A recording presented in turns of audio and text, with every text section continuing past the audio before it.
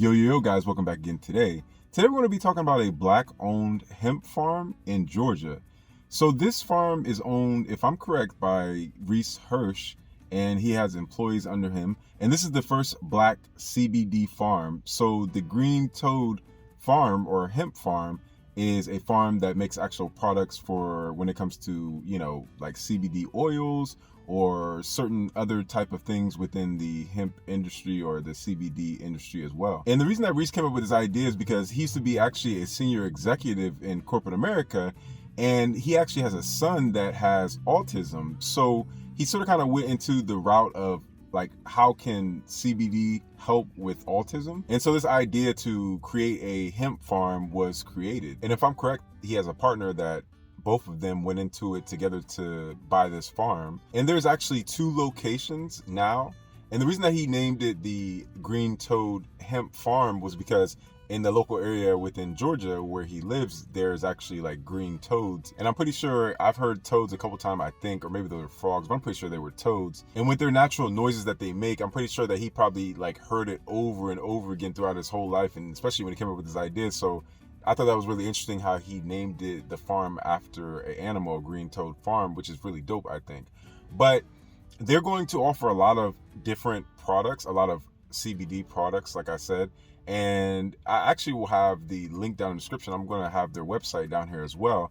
And it's crazy because if you think about it, there's only, I think, less than 2 or 2.1% of farms in America that are black owned. And I think I sort of kind of touched on this a long time ago, is that if you think about if farms were black owned, how many different farms were black owned, or even how many farms do actually belong to black people in the United States that maybe were illegally taken or legally taken, or maybe they were just taken by force, you can start to understand that like that would mean economically for us. It's just crazy to think about, because like the more black farms that are opened, I feel like there's a huge opportunity in economics. And of course, at one point we knew this because everybody, like majority, maybe not everybody, but like I would say probably 80 to 90% of majority of black families were farming at some point, whether it was, I don't know, if you were in the South, maybe almost close to 80 years ago or 100 years ago, or even before that, from the last couple hundred years in general. So I think we've really been farming more than we have not been farming, especially when a lot of black people in America moved from the South to the North. So I think it's like a natural thing for us to farm anyways. I know a lot of people that actually have their own smaller like farms in their backyard, or they're trying to do like, like urban farms, especially when you live in the city. They try to do like urban farms or in urban areas. And so it's just so interesting because I think that there needs to be more black farmers. I think that's really a dope thing. In the North, you really don't see that at all. I mean, especially when you look at the stats of what maybe less than 2% of farms in America are black owned. You got to start to really put it into realization that's like, we really don't own any farms. We probably own a ridiculous amount of farming land, maybe not even owned, but maybe some of us did own that, but then some of us were working on the land that somebody else owned. But regardless, I'm just saying those methods of how to farm, whether it's fruits and vegetables or having livestock or having like this farm, CBD, hemp products, like all those things can be grown and manufactured to actual product to be sold, or obviously like a raw, vegetable or fruit or eggs or meat or whatever it might be.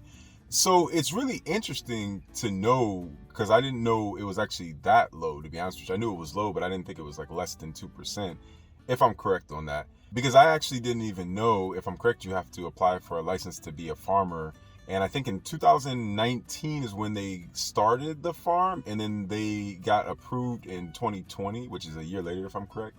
So it's so interesting just to see like black farms, and also obviously like hemp in general, and having like different locations throughout Georgia. This is the first black owned hemp farm in Georgia. And I just thought it was interesting because economics and farming are like hand in hand, because you need food to eat. And obviously there's farmers and there's big landscapes of people that own farms that are making a ridiculous amount of money. I know a lot of people obviously don't think that farmers are really like, I don't know. I think a lot of people don't think farmers really make a lot of money. And of course, there's some farmers that don't. But I would say like, especially huge farms, they make a ridiculous amount of money.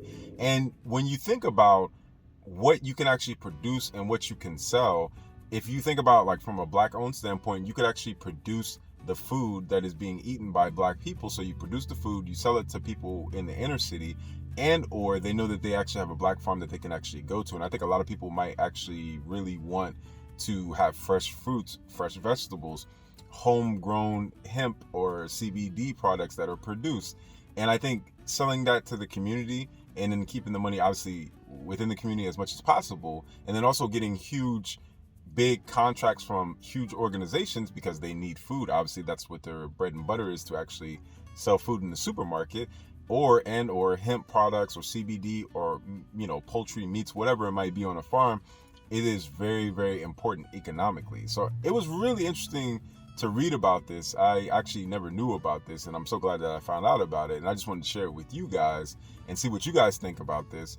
I know that everybody might not necessarily use hemp or CBD products, but of course, in the medical field, a lot of people recommend CBD products or smoking weed in general, right? To like get rid of pain. I know a lot of times, especially when I used to go out to Colorado, when Colorado was one of the first states that actually even passed it being legal to smoke publicly, if I'm correct. I know some states in America, you can smoke legally without having a medical prescription, and in some states you have to have a medical prescription, which I think even Ohio is just you have to have a medical prescription. But I could be wrong about that. I'm not up to date about that because I don't smoke, so I really wouldn't know. And I don't really use any CBD products or anything like that.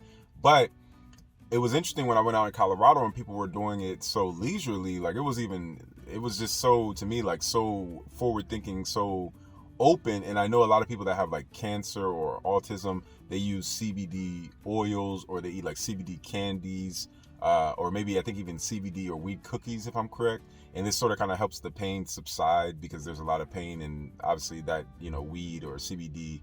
And then obviously there's other hemp products. It's funny because I actually have a hemp product. I actually have a bag, like a Rasta bag that I bought that's made out of hemp. So hemp can be used in so many different ways. I know that there's a lot more people that are probably a little bit more versed on what you can use hemp on, and you guys can tell me. But I for sure know you can make like probably hemp hats, you can make hemp bags.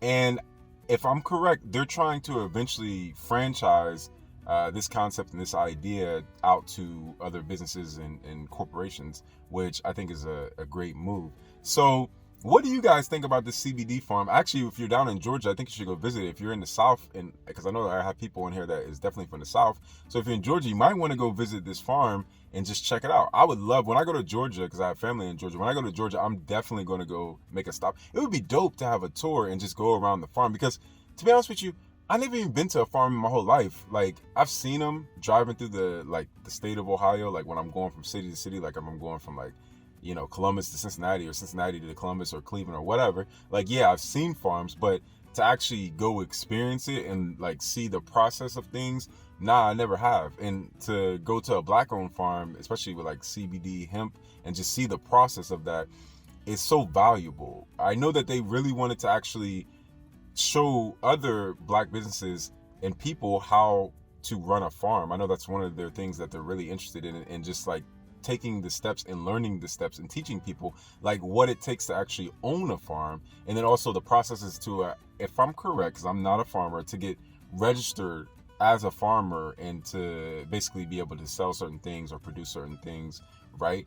So I know they're really, really big on that. They're really big on trying to develop other people and take them and walk them through the steps. Going through the CBD farm, hemp farm, it'd just be dope. I just want to see what kind of products they got. You know what I'm saying? Because like if I can get like a hemp, I don't know, if I can get some hemp shoes, like what's up? That probably wouldn't work out too well. But I know that hemp, if I'm correct, it conceals smell. If I'm correct, hemp like keeps smelling. If I'm correct, and maybe even keeps things fresher. Could be wrong about that. I'm just going off top of the head. I'm just thinking about the bag that I have, because whenever I have food in it, the food isn't as potent. Like the bananas and stuff, they're not as potent as they would be when they were outside of the bag. So, I'm just going off the top of my head. I don't know anything really too much about hemp or CBD or anything like that, outside of you can use it for oil, to rub it on you, or to subside your pain if you're going through something medically, right? Or if you just want to use it for leisure, you can obviously do that as well. So guys, if you're down there, go check the farm out, this Black-owned CBD hemp farm, right? And go down to the link down here in the description. I'll have it down here, and you could probably check out their website as well, and maybe you guys can start buying things from them, and or maybe even talking to them about visits or how they did the process, right, and try to set something up like that. Also, check out my new online collectible art NFT called Diaspora. The link is down there in the description. Turn on the bell notification and also subscribe, and make sure you turn on the bell notification because you always get all my videos, and also subscribe because that helps us grow, and also it's just great for the algorithm so we can get bigger and bigger and have more support, and the more support we have, the more things we can do. Add me on all social medias, which is African Network, which is Instagram, Twitter, SoundCloud, Snapchat, TikTok. Each one teach one. Always love each other, always learn from each other, and yo guys, until next time, keep growing. Peace. One love. It's not a game, it's a rich thing.